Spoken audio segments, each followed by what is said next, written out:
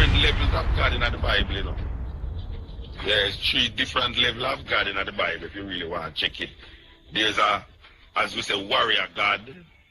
There's almost a God. There's a God who distance himself from the people, but him talk to the so-called prophets, you know. Up to the time, ladies and gentlemen. I hope you all are doing good. Hope you all are doing great. So your boy here, flash across this one. We're in. It's a religious debate on the Sunday. So guys, Mutabaruka will be addressing a lot in this one, my people. Let's watch. This is Mutabaruka. We want to present to you a wholesome kind of level of consciousness right now. So subscribe and tell your friend them. This is Mutabaruka. You have to pass off your faith as history. Like if a man said, thou shalt not kill, and you look at how much people God killed, then you have to go question the whole idea. You know, see, God wipe out the whole of the earth according to the Bible, kill everybody, yet still it said, thou shalt not kill. So you wonder now who is giving that law. That law was there long before even Moses gave it, you know. So it's just that how people look on the Bible, it might reason like you can't figure out nothing in it. You have to just accept it how it is. Which now when you start to figure it out, when you start to accept it as how it is, you lose your intelligence and your perception of reason. That you start to accept irrational things and unreasonable things, and don't question it because you are taught to believe that these things is coming from God. So even no matter how irrational it is, you as a human being can't question the irrationality of the thing, which I refuse to accept that. I can't read a book and see something where don't make no sense to me, and then I wanna tell me say I can't question it because it's coming from God, which you know say is not true. The book was written by men. As the man said, a lot of it is not historical nor biological. And a lot of it is misinterpretation too, because a lot of people who profess it don't really know what was the political situation at the time when certain things was said or was done. The Greeks control, the Romans control. Just like Jamaica now. Britain control, America control. So the whole political situation, writing about the social order and the social condition would have to reflect a British or an American perspective.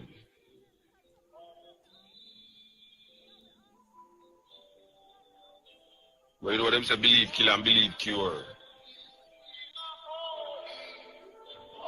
Knowledge is the key.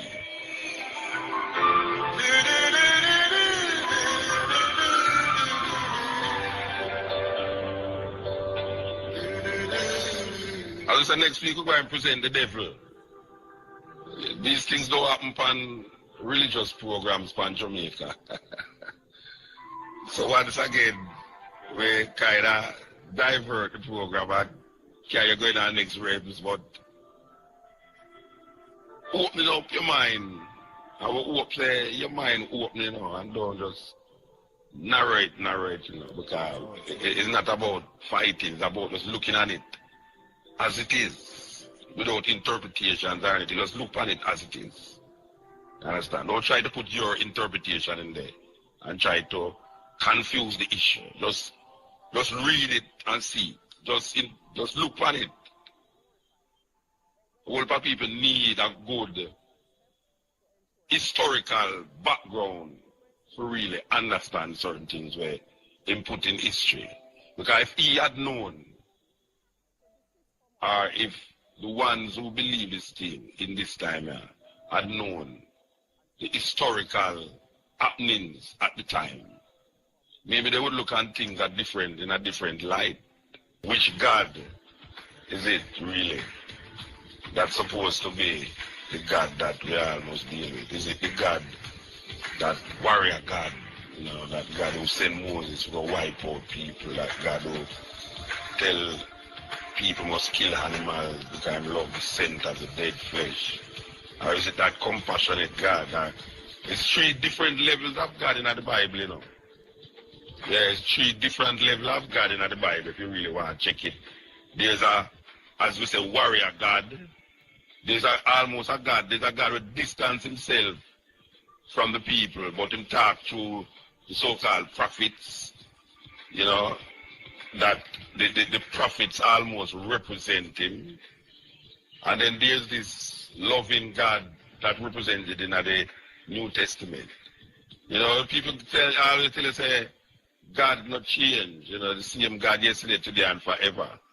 But when you look on the evolution of God, or the concept of God, that is why we have a problem with that concept there. Because if you look on the presentation of God right through, you'll realize that this is a God where evolves. It evolves. And as man evolves, so God evolves. And the reason why you always will have God, because you will always have man. Because man is always searching for that entity outside himself to solve the mystery of life for him. You know, and the 3 different stages, levels that we see. Can we truly say that the God where Isaiah and Jeremiah did worship was the same God that Moses did worship? Or can we truly say that the same God where Moses did worship manifests himself in the same New Testament idea of Christianity? Because Christianity developed a new kind of God. You know, Christianity developed a new perception of God. Because the God where them say Jesus Christ profess, it wasn't unique to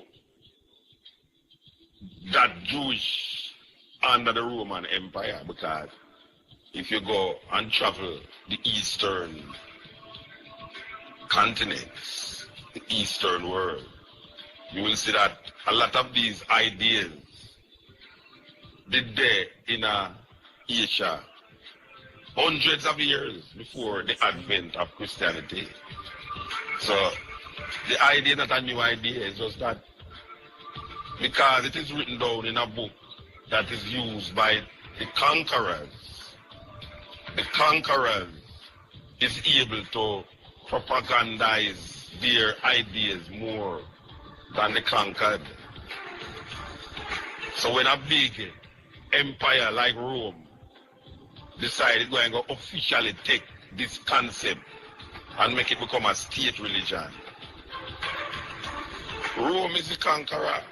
So obviously it's going to be the dominant idea.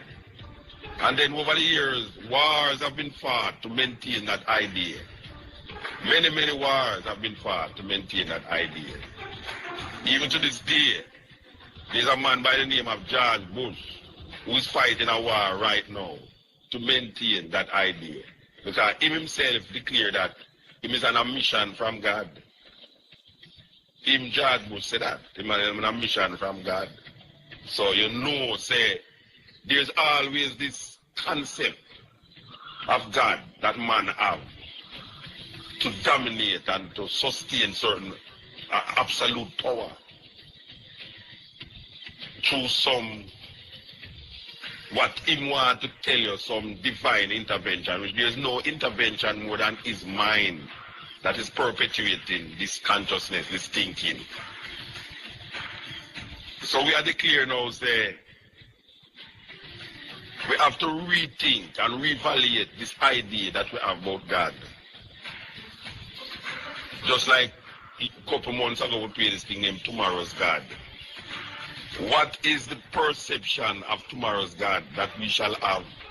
Is it the perception like what we declare 6,000 years ago, 4,000 years ago, or 2,000 years ago? We have to come up with our understanding based upon what is given to us at this time, with information. You know, we have to search for our heritage as African people also. We can't live out that. So true. In order to shape this concept of God, or this idea of God, in at this time.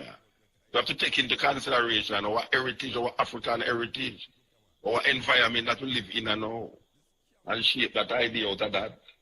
It's a serious thing.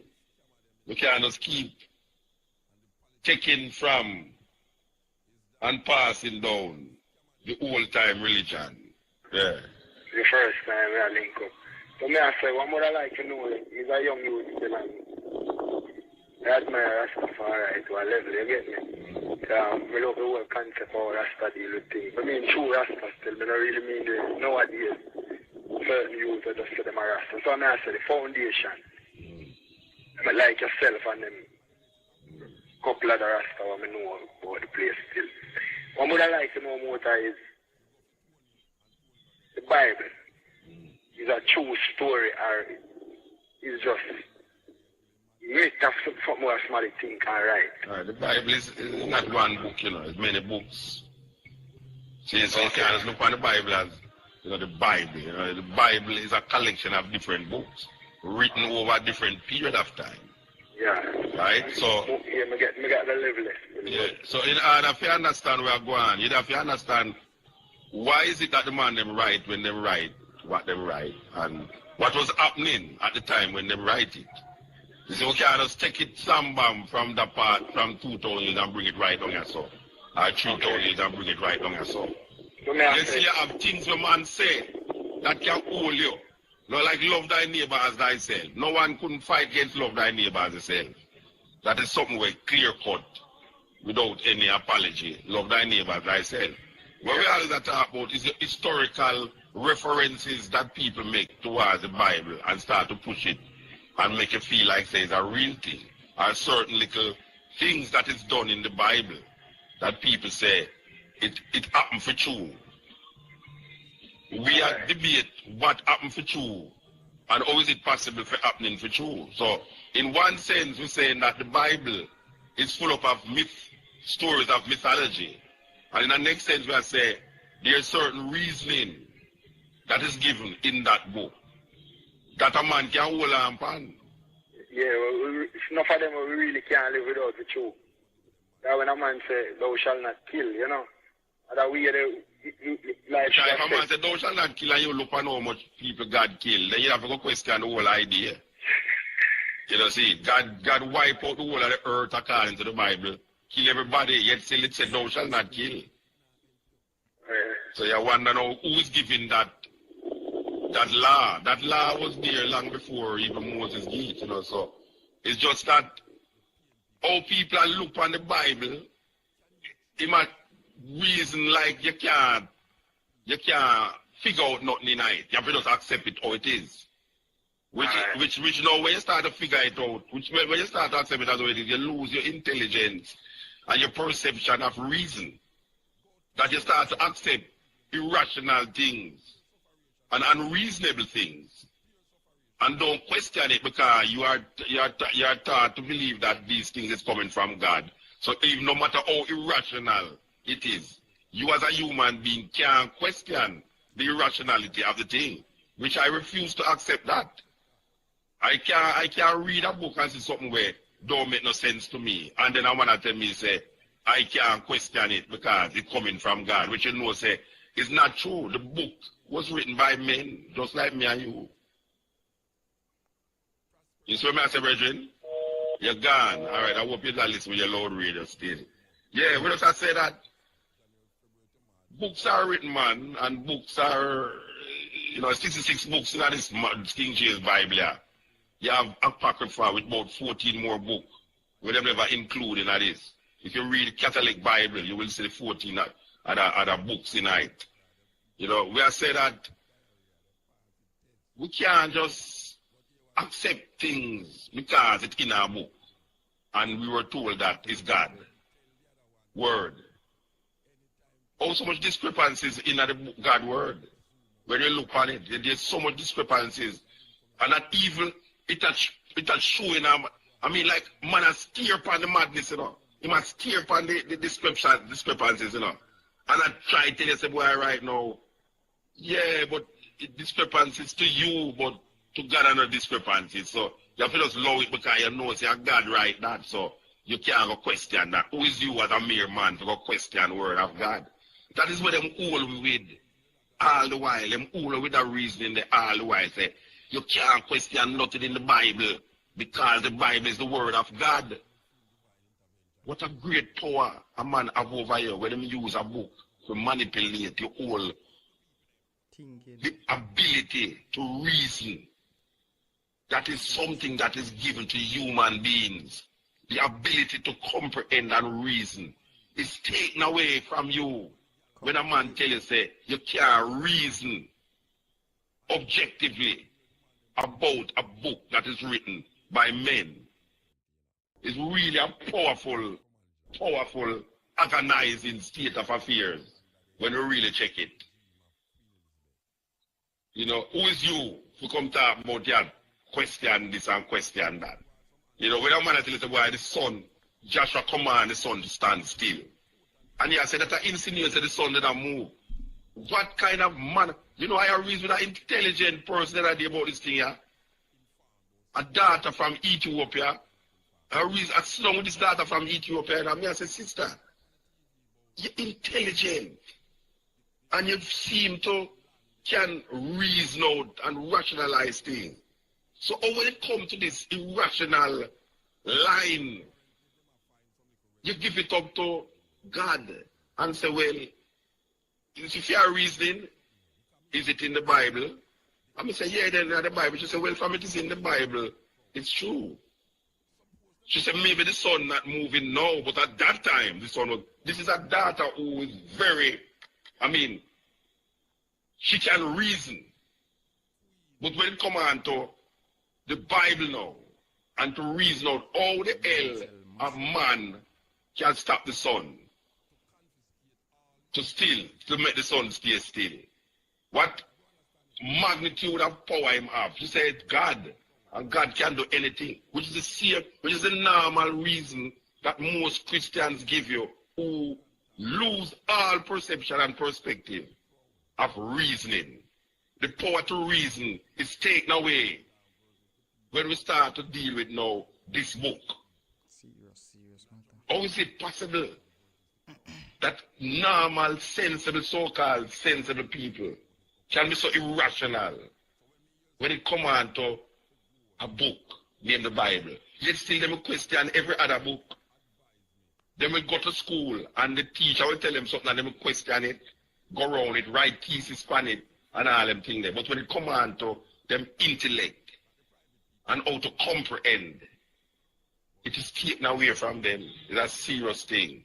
So my people, this one was indeed a wow, an interesting one. So feel free to leave an honest comment down in the comment section. And also own opinion. And don't know say me day upon the Black Unity program. So feel free to leave a like and subscribe to this channel if you're new. Bless up to each and every one. Up until then, peace out. Adios.